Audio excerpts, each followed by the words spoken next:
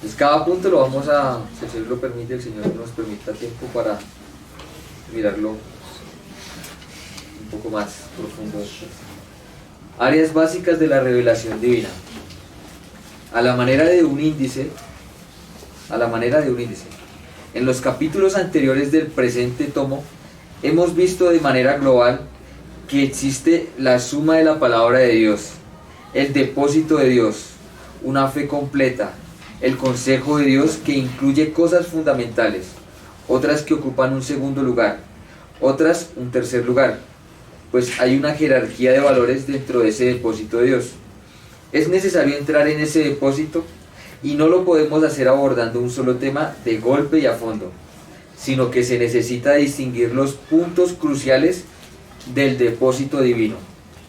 Eso nos dice que Dios ha hablado acerca de muchas cosas en su palabra, pero de todas ellas, de todo lo que Dios ha revelado a su pueblo, hay algunos puntos cruciales y son las materias básicas en las cuales la iglesia debe estar ducha. Esos puntos cruciales los vamos a tomar no de una manera aislada, sino en una forma coherente, sabiendo dónde se ubica cada cosa. El Señor, el Padre, entregó al Hijo un depósito. El Padre, el Hijo y el Espíritu Santo han entregado ese depósito al pueblo del Señor, a la iglesia.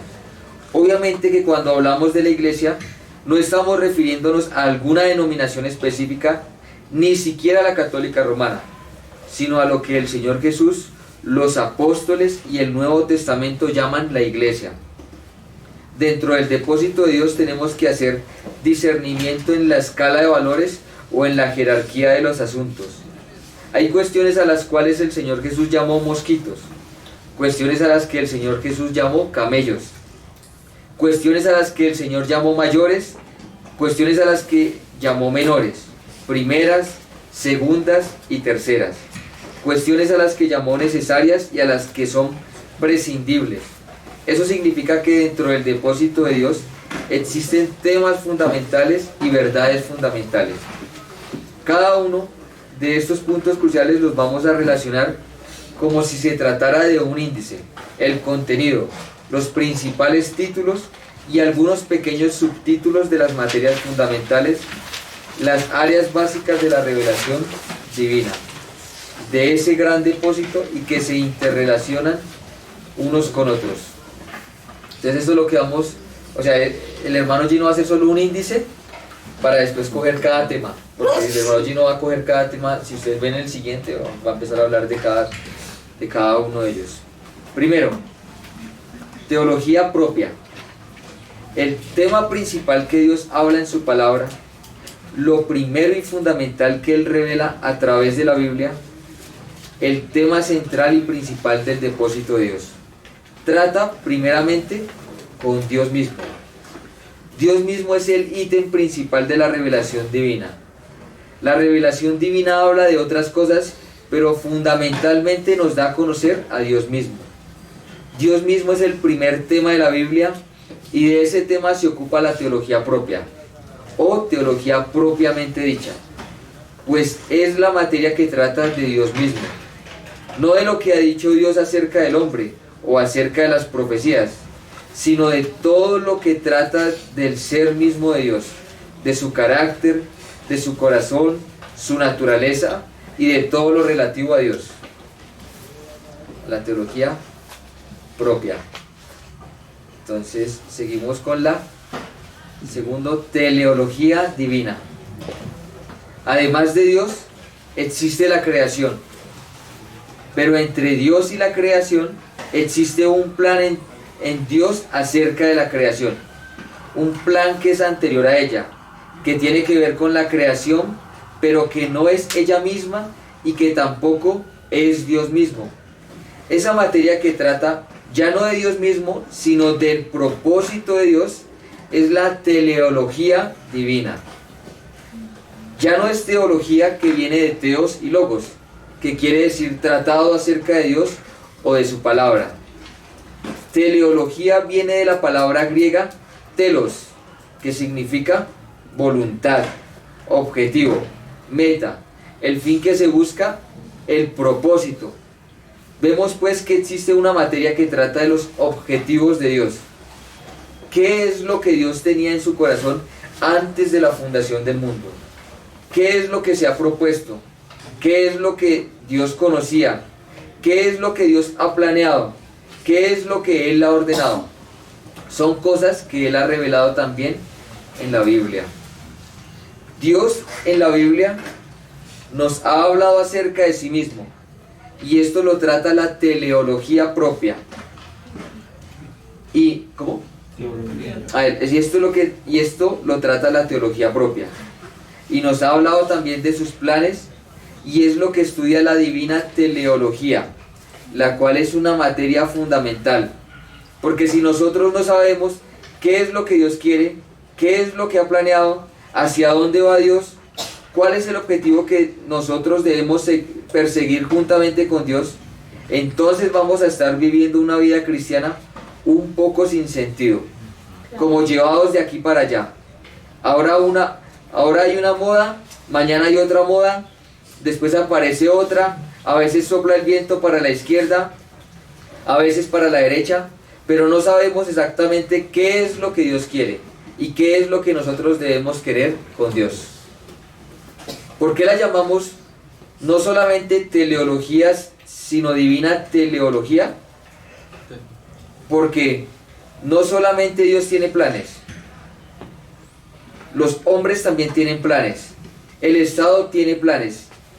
Así es como existe una teleología diabólica que se relaciona con los planes del diablo.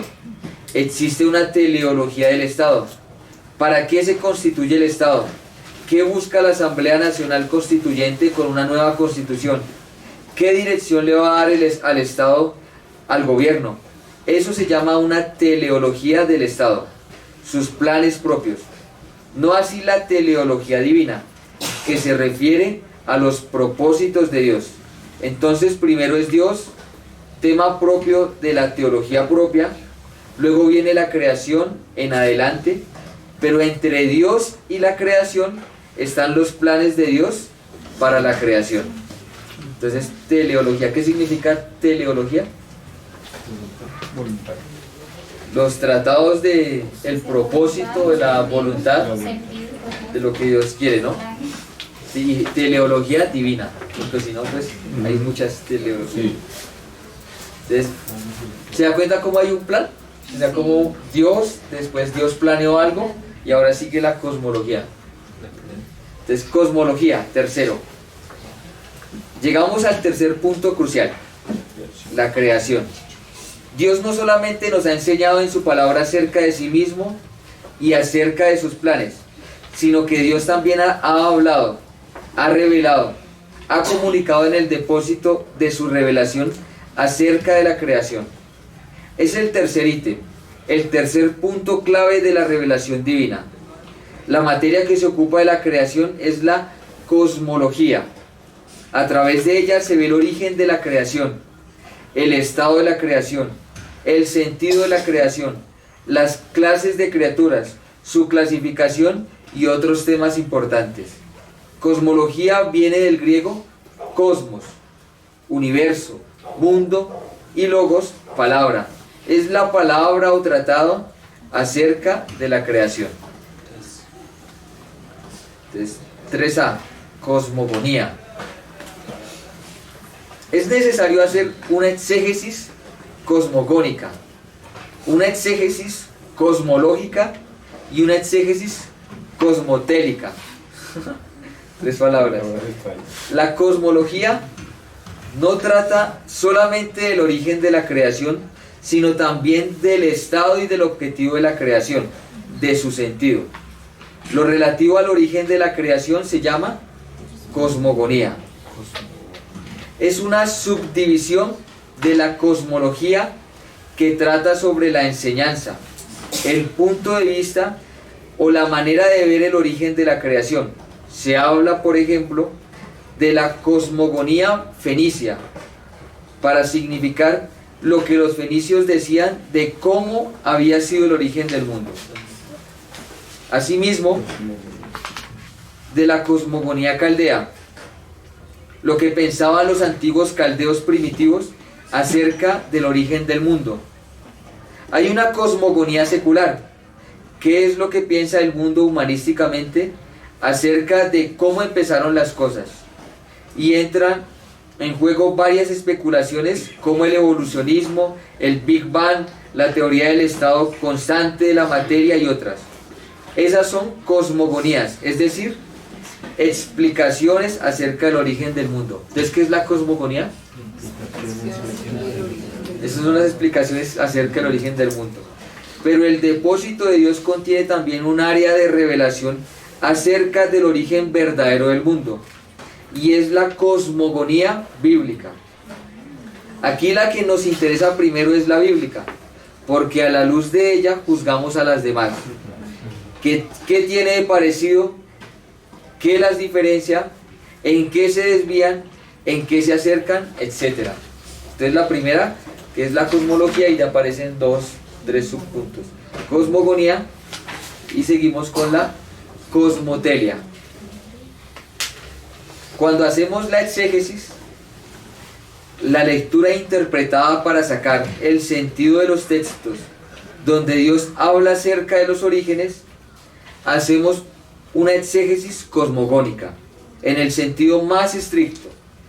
La cosmología se refiere al estado de la creación, la cosmogonía al origen de la creación, y cosmotelia al propósito de la creación, por el telos, al propósito de la creación, a su fin dentro de los planes de Dios.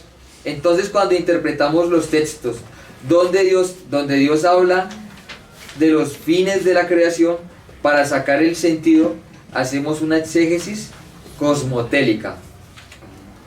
¿Listo? Entonces vamos como en orden. Nosotros, yo le decía a Andrés que nosotros no habíamos visto nada de estos puntos, pero cuando estábamos estudiando Génesis era muy parecido a lo que estábamos haciendo, porque empezábamos primero a hablar de Dios, después de que Dios había creado, y después que en esa creación también había los ejércitos del cielo, también habían sido creados, y que están los ángeles. Entonces ahí uno se da cuenta que Génesis está también en un orden mostrando cómo Dios va creando todo, ¿no? La angelología. Dios empieza a hablar de una manera más especializada. Ya no lo hace solo de la creación general, sino que nos revela en su palabra que existe una creación visible y también una creación para nosotros invisible. La Biblia habla de que en Cristo fueron creadas todas las cosas, las del mundo visible y las del invisible. Entonces existe también un mundo invisible y existen regiones del mundo invisible, y Dios ha revelado esto en su palabra y hace parte del depósito divino que Él ha entregado a su pueblo. Conocimiento y revelación acerca de ese mundo invisible. Y hace parte del depósito divino que Él ha entregado a su pueblo. Conocimiento y revelación acerca de ese mundo invisible.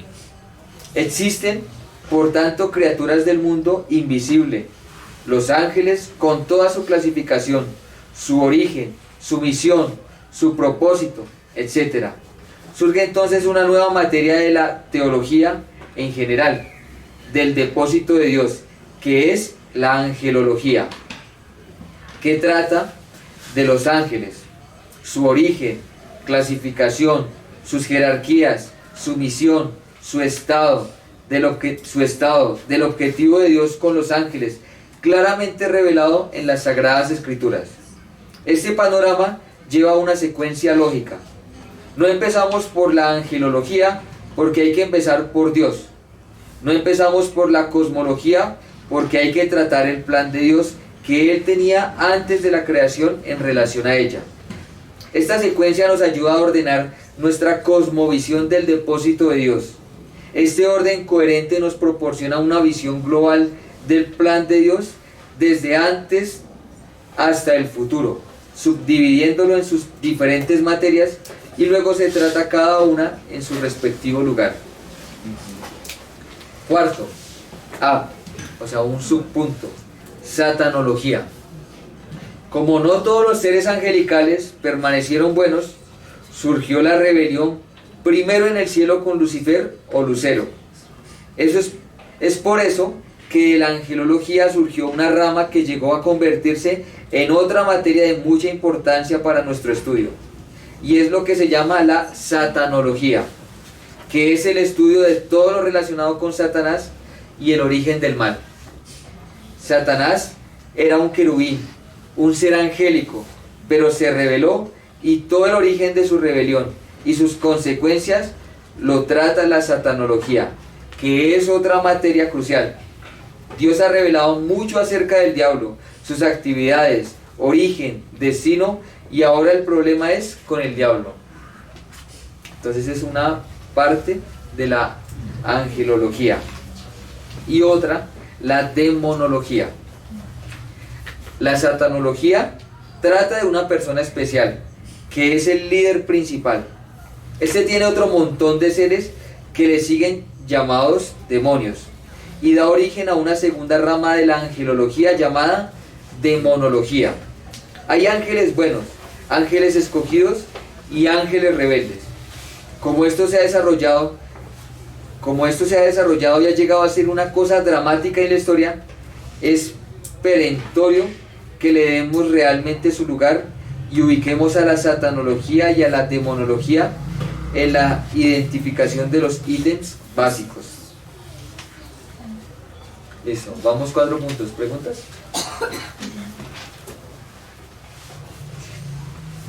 Continuamos. Entonces continuamos, ¿cómo? Con la antropología. Antropología, punto 5. Dios ha hablado acerca de sí mismo, de sus planes, de su creación, de ciertas criaturas de su creación, las angélicas, de algunas que se revelaron, y también ha hablado del hombre. Dios ha revelado cómo creó al hombre, qué partes tiene, cómo funciona el hombre, con qué misión lo creó, lo que aconteció en el ser del hombre a raíz de la caída, o sea, el funcionamiento del hombre caído, restauración del hombre, etc. Todo lo relativo al hombre en el sentido individual, familiar, cultural, colectivo, todo cabe dentro de la materia que se llama antropología bíblica. En esta forma vamos desglosando el depósito de Dios en sus principales ítems o materias, bajando a la panorámica y acercándonos un poquito más, viendo cómo se perfilan las principales materias dentro de un todo sistemático y coherente. Esa es la antropología. Antropos, ¿qué significa? Hombre, ¿cierto? Entonces el tratado acerca del hombre. Seguimos con la amartiología. Todo hubiera sido muy lindo si hubiera llegado hasta aquí. Desafortunadamente, y por causa del diablo y sus demonios, también entró el pecado en el mundo, como había sucedido en el cielo. Este asunto es tratado por una materia que se llama amartiología, que viene de la palabra griega amartía, que significa pecado. Amartiología es el sexto ítem básico de la revelación en el depósito de Dios, de lo que Dios ha hablado con mucha claridad, de lo que Él ha diagnosticado y ha revelado su origen, su situación. Es esta materia que trata del pecado, del mal, todo lo que tiene que decirse de parte de Dios referente al mal desde la Biblia. Pero gracias a Dios que allí no termina la Biblia. Hasta aquí da la impresión que se trata de una revelación descendente. Empieza con Dios, luego baja hasta la creación, pero la escalera no termina allá abajo. Ahora vemos cómo en la siguiente área la escalera empieza a subir desde la caída hacia la plena restauración y realización. Qué bonito, ¿cierto? Sí. Entonces, si el Señor permite, vamos a estar así, viendo un poco algunos puntos de esto. Cristología, el ítem 7. Hubo pecado, caída, muerte, la condición caída del hombre, pero llega la salvación. Pero para que la pueda haber, fue necesario que viniera Cristo, porque es en Cristo en quien se realiza la recuperación del hombre. Entramos en la séptima área básica de la revelación, que es la cristología. que estudia todo lo relativo a Cristo, su divinidad, su humanidad, sus naturalezas en su sola persona, de lo que se llama en teología kenosis, o sea, el despojamiento del verbo de Dios al tomar condición humana, su concepción y nacimiento virginal, su vivir humano, toda su obra, su resurrección, su ascensión, su ministerio terrenal, como abogado, como sumo sacerdote, su plan de regreso. Es una materia fundamental y la iglesia debe estar bien empapada en esa gran verdad.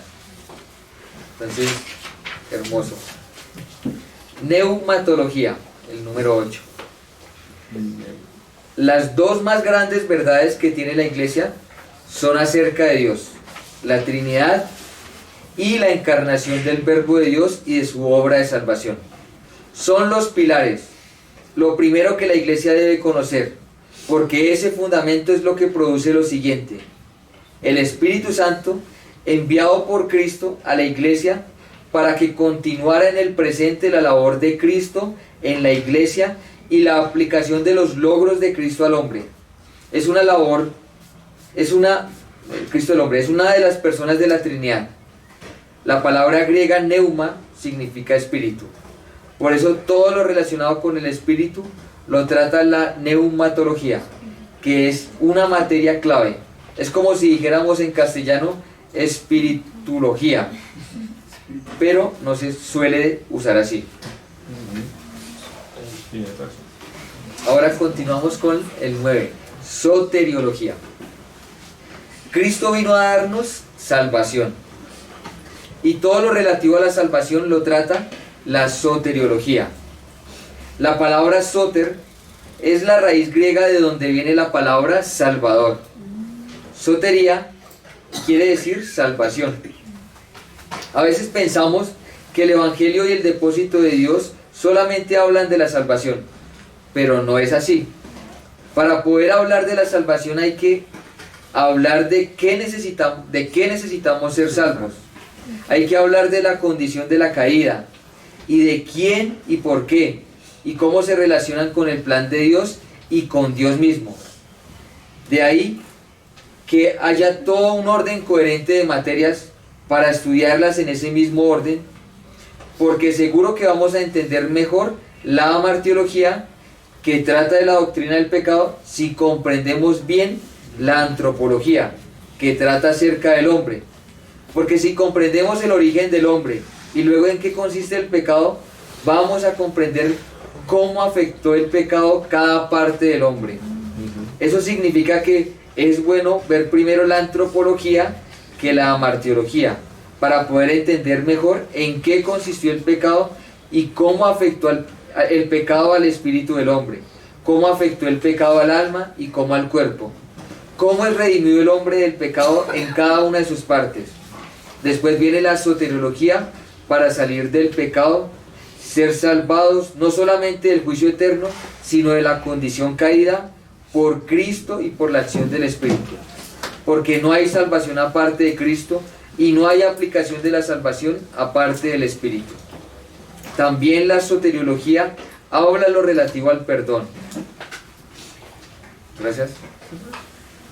También la soteriología habla lo relativo al perdón, la liberación, a la limpieza del pecado y de la mancha del pecado, a la reconciliación con Dios, a la justificación, a la santificación, a la regeneración, a la renovación, a la configuración de Cristo, a la transformación, a la glorificación en lo individual y en lo colectivo. Es necesario, pues, que estudiemos cristología, neumatología y soteriología, materias juntas y relacionadas. Amartiología y soteriología es bueno verlas juntas, porque una nos muestra cómo fue el problema, el diagnóstico de Dios acerca del mal, y la otra el remedio de Dios acerca del mismo. Entonces, puntos importantes, ¿no?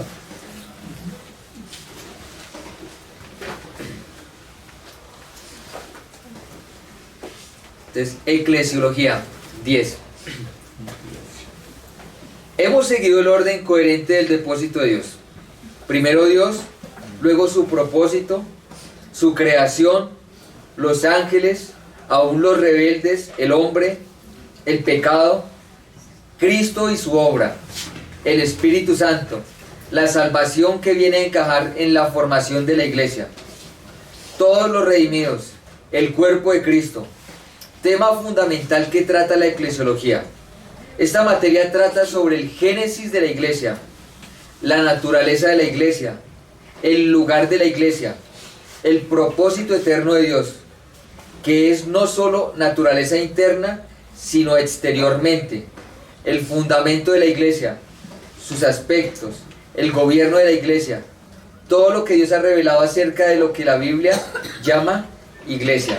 Entonces, eclesiología, vamos a hablar sobre qué? Sobre la iglesia, ¿no? Continuamos con el 11, la escatología. Con la iglesia no termina todo. Es necesario que venga la consumación de todo, las últimas cosas, tanto en lo individual de la persona, el estado final de las almas, como el estado final de la creación. Todo eso se trata en lo relativo a las profecías, y es el tema de la escatología. Esta materia habla de la culminación de los planes de Dios, el asunto de la muerte, del más allá, del Seol o Hades, del tercer cielo, del paraíso, el plan profético de Dios, las profecías acerca de Dios mismo, del Espíritu, del Mesías, de la iglesia, de Israel, de las naciones, de los ángeles.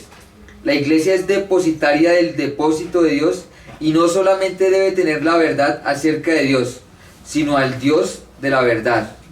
La iglesia no solamente debe tener la verdad acerca de Cristo, sino la experiencia de Cristo. No solo la verdad acerca del Espíritu, sino la experiencia de conocer y de ser guiada y salvada por el Espíritu. No solo la verdad acerca de la salvación, sino la experiencia de la salvación. La iglesia debe experimentar el perdón de los pecados, experimentar la limpieza del pecado y de la mancha del pecado. No es lo mismo experimentar la liberación del pecado y el perdón de los pecados, experimentar la justificación ante Dios, la reconciliación. No son solo palabras, sino que son palabras que se refieren a la obra hecha por Cristo y con el Espíritu aplicado a los creyentes para la salvación personal de cada uno y colectiva de la iglesia, como la obra maestra de Dios. Y esa iglesia somos nosotros, los que creemos en Cristo, los que hemos sido perdonados, limpiados por su sangre, los hijos de Dios. Cuando tomamos conciencia de la iglesia, ya nos damos cuenta que somos depositarios de Dios, de Cristo, del Espíritu, de la obra de Cristo, y en forma corporativa, no solo somos creyentes, sino administradores del depósito de Dios, de la gracia de Dios mismo, de la luz misma, de la verdad misma, de la vida misma. El contenido de la iglesia es todo lo que es de Dios, de su Cristo y del Espíritu en su ser y en su obra. La iglesia es la consumación del Espíritu en la plenitud de Cristo. Es el organismo de Dios cuando Él se da, se entrega, se dispensa al hombre, al espíritu del hombre primero. Que esto nos ayuda a ver las cosas más ordenadas. Este depósito se ha venido acumulando desde que Dios lo derramó y ha venido pasando de siglo en siglo. No debe quedar en los libros, debe llegar a ser propiedad nuestra, a ser experiencia nuestra como vanguardia del trabajo de Dios, de la restauración de todas las cosas. Pero la iglesia debe tomar conciencia de ella. Ahora hay otros edificios que se están construyendo. Así como hay una teleología divina, también hay una satánica. Hay también un plan que tiene Satanás. También hay un misterio de iniquidad que se ha estado desarrollando.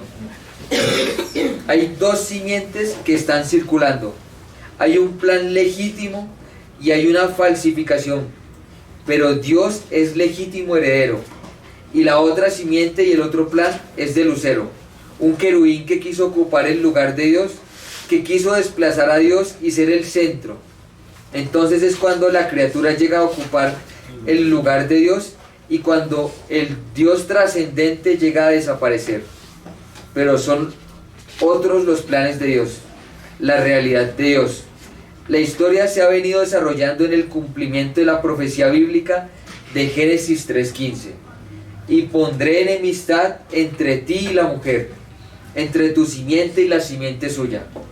Es el conflicto de las dos simientes a lo largo de la historia, que lo vemos plenamente desarrollado en Apocalipsis, el dragón y la mujer, es decir, toda una historia de la civilización humana. ¿Tiene horas? Bueno. ¿Es buen punto? ¿Terminamos o si quieren nos quedan 2 páginas? ¿Lo acabamos? Sí. Listo. Dios.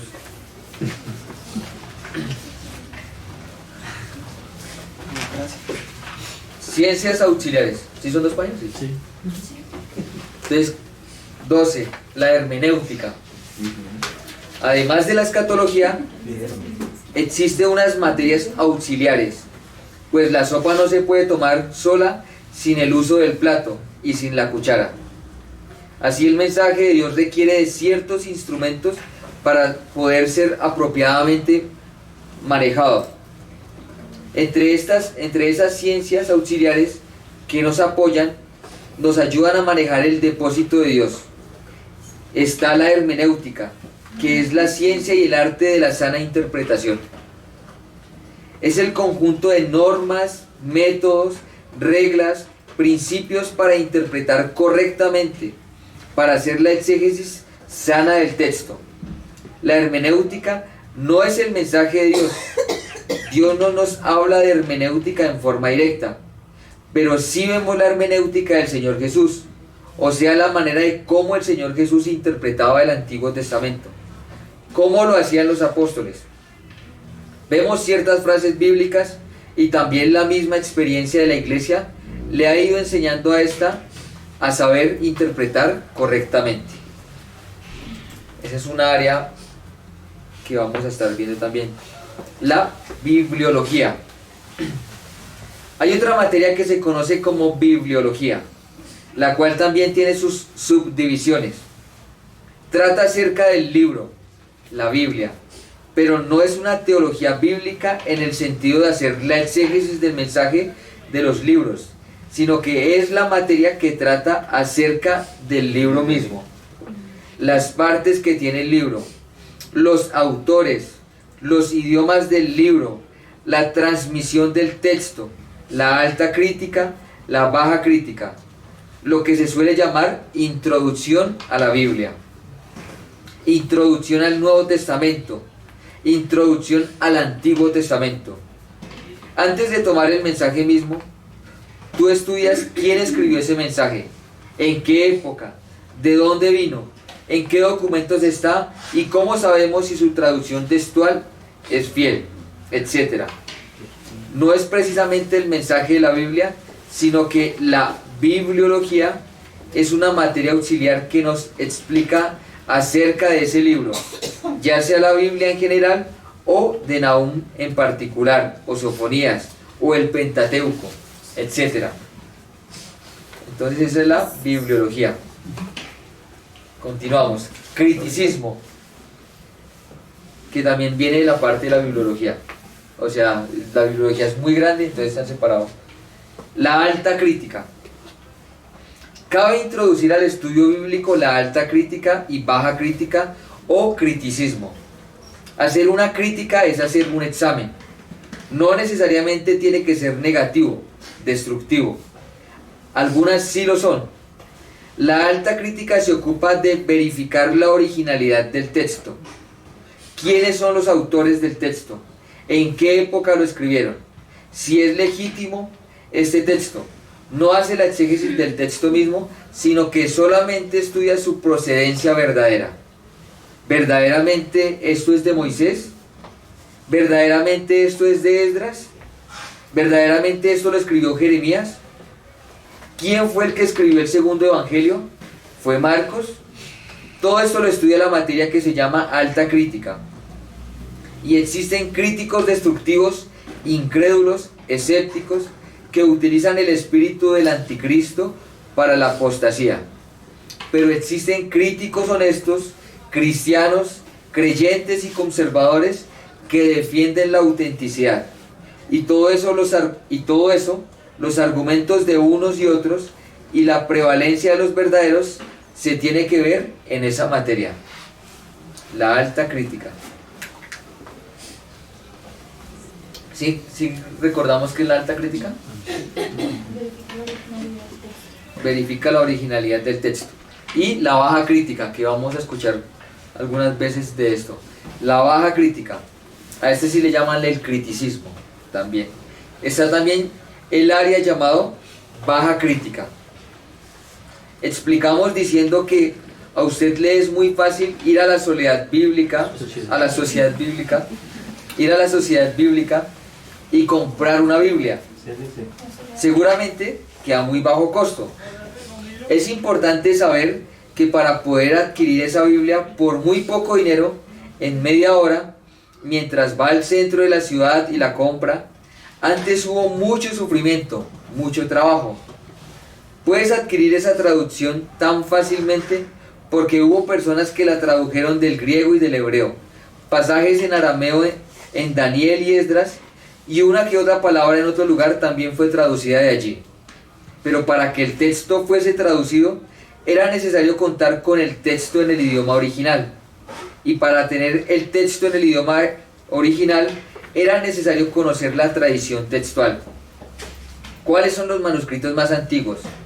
¿Cuál es del siglo I? ¿El del siglo II? ¿Cuáles los del siglo III? En las distintas versiones entre uno y otro manuscrito. ¿Cuáles son los más auténticos? ¿Cuáles los más plausibles? ¿Cuáles los más dudosos? ¿Qué valor tiene uno? ¿Qué valor tiene el otro? La tradición textual para poder tener al fin hoy un texto claro y confiable. Eso es lo que trata la materia que se llama la baja crítica. La alta crítica trata de la originalidad del documento, demostrar que es un documento auténtico y legítimo. La baja crítica de que se ha transmitido fielmente de generación en generación y que hay testigos de esa transmisión desde los siglos hasta el nuestro. Desde los siglos antiguos hasta el nuestro. ¿Cuándo apareció el texto definitivo en griego del cual se hizo la traducción que usted lee con solo ir allí y comprarlo? Eso no es así tan fácil, ¿verdad?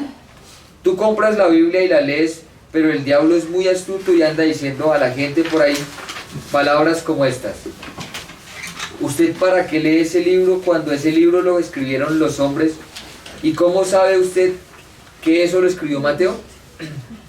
A lo mejor lo escribió por ahí un tipo del siglo pasado para engañar a los tontos. ¿Sabe usted que eso lo dice el diablo? Satanás usa esos argumentos y los que no saben contestarle se atragantan un poquito. Para eso existe la baja crítica, para tener la certeza de todo el proceso de transmisión del texto, desde los originales hasta el texto que se tradujo en nuestra versión.